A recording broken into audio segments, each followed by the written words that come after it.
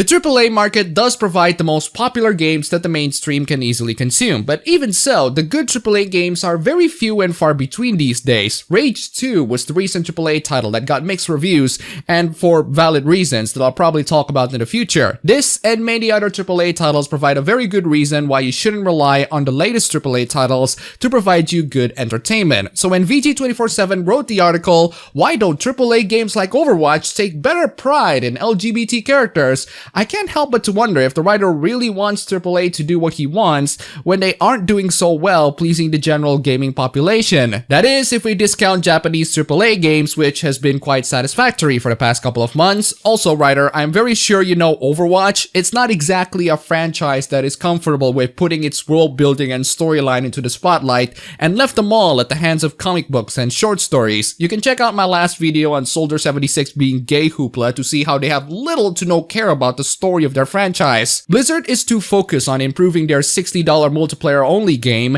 and couldn't be bothered on incorporating their world building and character stories into the spotlight, as in the actual game itself. Not that it's a good platform to do so, it is after all a multiplayer game. If only Overwatch has some sort of a single player campaign, but that's not gonna happen because Blizzard is too busy managing its own downfall. Anyway, let's get to the article. The writer has some really bad points, but there are some really good points that I think deserves to be highlighted too, because they are actually very good criticisms towards a lot of these game companies that doesn't treat its queer characters well. And by that, I mean they're merely being used as pandering to the progressive crowd rather than actually providing a good story for people to enjoy. Oh, and before I continue, I do want to say huge thanks for the donation. I can't read that. Dorama, thank you. You are fantastic. The moment Assassin's Creed Odyssey revealed that you could not only play as a female protagonist, but also have the option to romance characters of either gender, I knew that Cassandra was destined to be a queer gaming icon.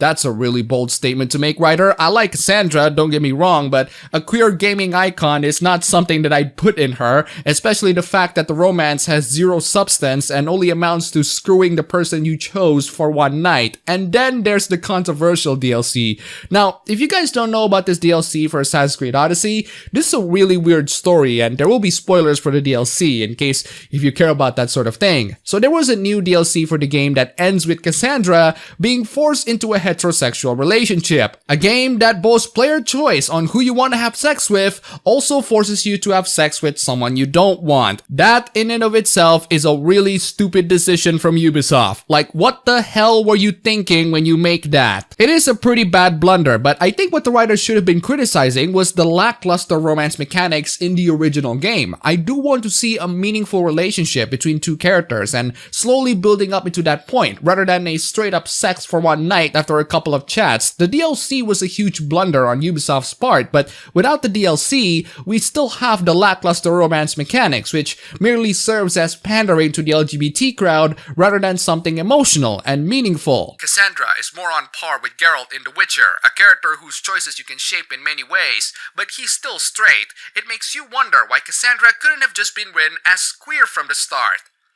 I'm pretty sure she is queer by default and leaning more into the lesbian side, at least looking at the romance options. Or maybe that she's bi the entire time, and while she does romance a couple of male characters, she just doesn't like to romance some of the female ones. That's the beauty of player choice. It provides different players with different experiences, but you'll see in a moment that the writer has a problem with that too. I would rather have the option to play a character as queer rather than no option at all, but I definitely don't think it's ideal, says Lecton Gray, a queer woman and co-creator, co-writer, and art director of Dad Dating Simulator Dream Daddy.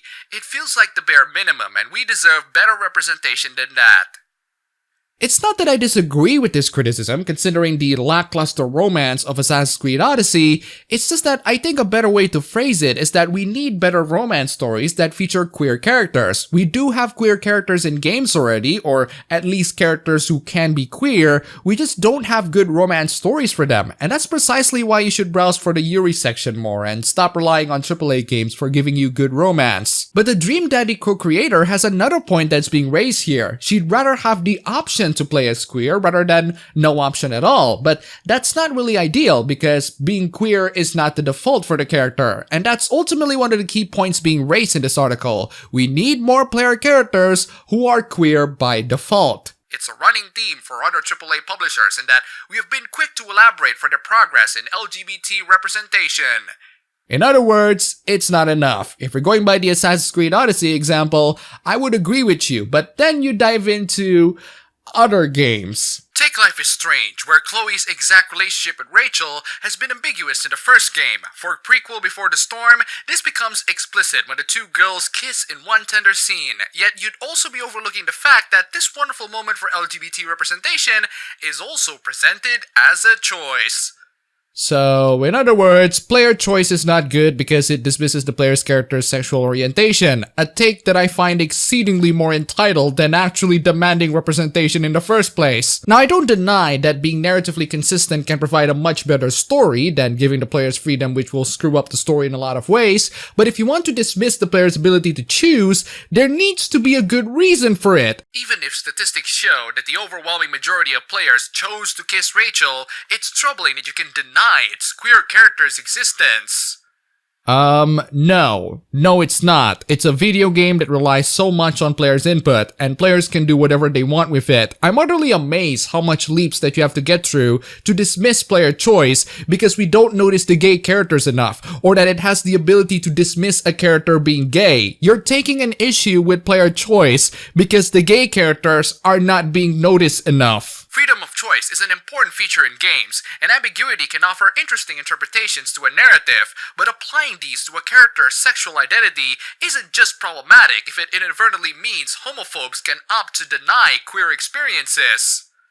You're implying that people not wanting a character to be gay automatically means they're a homophobe? No, writer. Just because someone prefers a character to be not gay doesn't mean they're a homophobe. You're essentially criticizing the other option because it does something that you don't like. That's the point of having options in the first place. That's the point of having players to experience different things when they're playing these games. This is a really terrible critique, and it does nothing but to make the game developers guilty for having options in the first place. You have to be gay or else. Of course, it might be a developer's intention to portray a character as bisexual, like how the final season of Telltale's The Walking Dead lets Clementine romance either a boy or a girl, an option that incidentally also comes up in the latest episode of Life is Strange 2, but this smacks more of a cop-out of a form of player sexuality, that is, when NPCs are attracted to you regardless of gender, rather than a sincere redressing of bi-invisibility.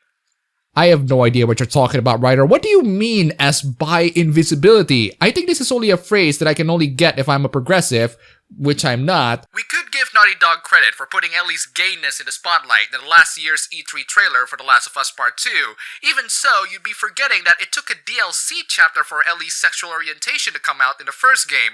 Even Okay, wait a second. Are you seriously going to criticize The Last of Us for not showing Ellie's sexuality sooner when the entire point of the first game is her relationship with Joel and their attempts on surviving the remnants of the world? You have your priorities backwards, writer, which isn't surprising considering that you're a progressive writing on a video game outlet rather than a gamer. When people play The Last of Us, they expect the emotional story and relationship between Joel, Ellie, and the rest in this post-apocalyptic world. If you're expecting gay romance, I don't think you're in the right place. It's true that people come out at different points in their lives, but unless the story is intending for your character to discover their sexuality as part of their arc, why keep it hidden only to retroactively reveal it like the Overwatch roster?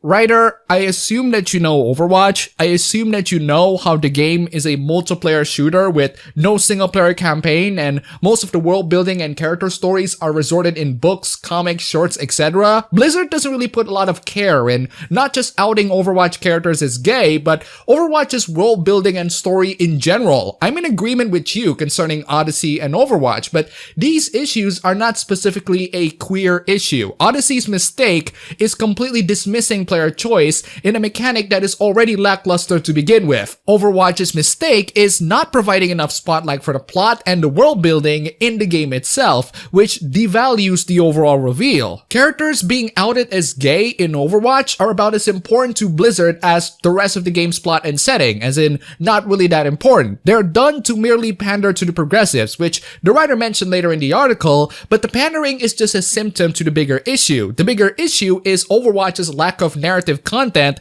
despite having so much potential for it, and that is thanks to the game being a multiplayer hero shooter that doesn't care about the story. Then the writer talks about Apex Legends. Again, the same scenario. It's a multiplayer battle royale game that doesn't have a lot of plot. Not that anyone cares about the plot of Apex Legends, but at least Apex Legends is aware that they're not being a story-driven game. At least they're aware that they want to be a multiplayer battle royale shooter first, and no one needs a plot for this game, the same way no one needs a plot for PUBG. So it baffles me, and why would they took some of the characters as gay other than to say, hey progressives, look at what we did here, isn't that amazing? This highlights the fact that pandering towards the progressives by lazily outing characters as queer is still not gonna satisfy the progressives. But honestly, they have a good reason not to be satisfied. I'm not a progressive and I'm really not satisfied too. No, it's not because they don't show the characters gay enough, but because they put so little effort in building up the plot, the story, the characters, it makes their reveal to be unsatisfying and forced. It's easy to make one character and then just randomly out of nowhere out them as gay. But it takes more effort in actually building them and their relationships. Say what you want about the one-night stands in Odyssey, at least they have some story. This is gonna be one of the few rare times where I'm gonna be siding with the progressive because Overwatch, Apex, and Odyssey actually did screw up with the representation and the lazy pandering. The biggest contention that I have is with the dismissal of player choice in regards to Life is Strange and Walking Dead, but the writer is mostly correct in regards to Overwatch, Apex, and Odyssey, or at least the general point that I'm grasping on this article. I'm not saying a character needs to flash out their queer card the moment they're introduced, and goodness knows we can do without offensive stereotypes, but if AAA game developers are happy to create fleshed out hetero protagonists like Nathan Drake, Bayek of Siwa, or Geralt of Rivia, what's stopping them from writing an out and proud queer protagonist?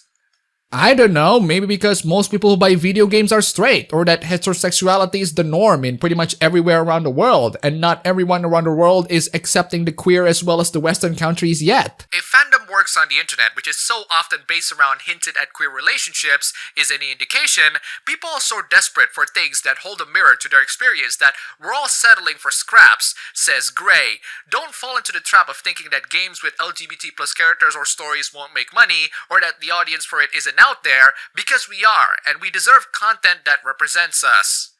It's not that I disagree with that sentiment. I do think that queer people deserve to have good games about them, just like how everyone else deserves good games about them too. It's just that the AAA market is not the right place for that demand. The AAA market is reserved for something mainstream and easily consumable by a wider audience. Yes, they make the biggest bucks, but as we see with Overwatch, Odyssey, and Apex, would you really rely on the AAA market to give you what you want when they screw up even the most basic things that gamers want? Let's not kid ourselves here. Being queer is a pretty niche thing, so demanding something niche to be mainstream is, well, you gotta take the consequences for that. I'd recommend taking matters to your own hands and make your own queer games, or support indie studios that are making them. You did mention a couple of indie titles, and I guess they're fine for people like you, but the crutch of the argument is this, and this is also reserved for you guys. Don't wait for the AAA market to give you what you want, because sometimes it might not be the thing that you wanted.